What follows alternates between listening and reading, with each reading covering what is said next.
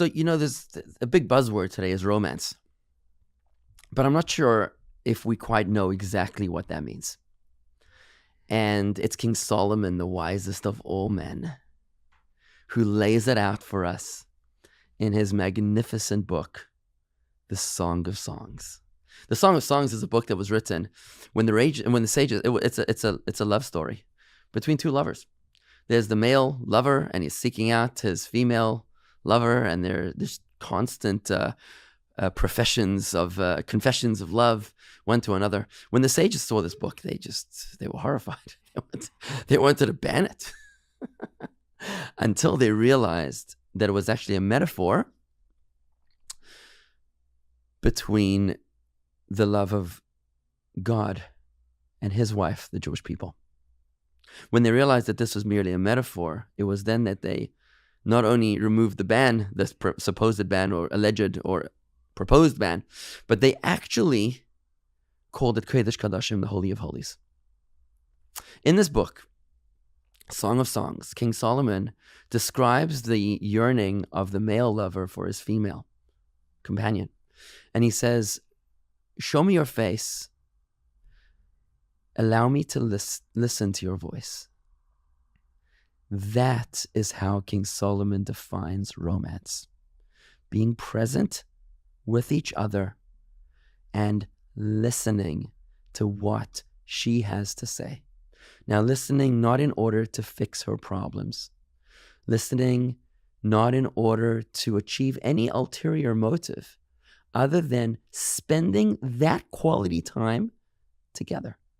Just looking at it deep into each other's eyes and allowing her or him to vent, to express those feelings which never otherwise have an opportunity to be expressed. I can tell you as a Chabad rabbi that perhaps the most impactful gesture that I can do for my members is to call them up and say, I'd like to spend 2 hours with you with our phones off because I want to hear your story.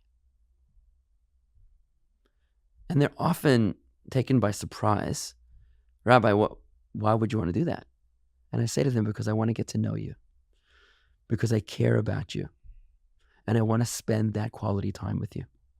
And what I find is that when they do open up and share their stories with me, we all have a story. Every person you know is fighting a battle that you know nothing about.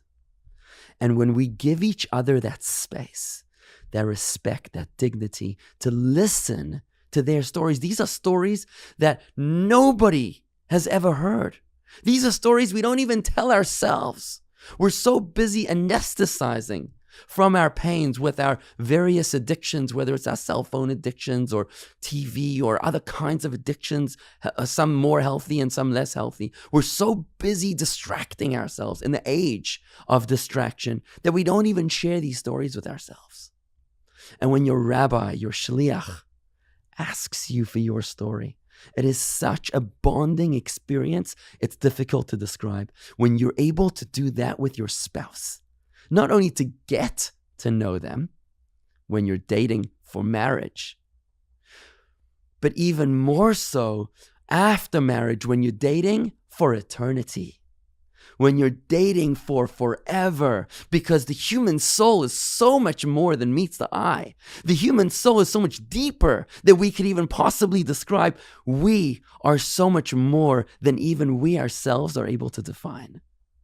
And when we spend time with our other half, when we just are alone without distraction and are able to be empathetic with deep and authentic listening, to be present for each other, to make space and to hold space for each other, that is my understanding of how King Solomon defines romance.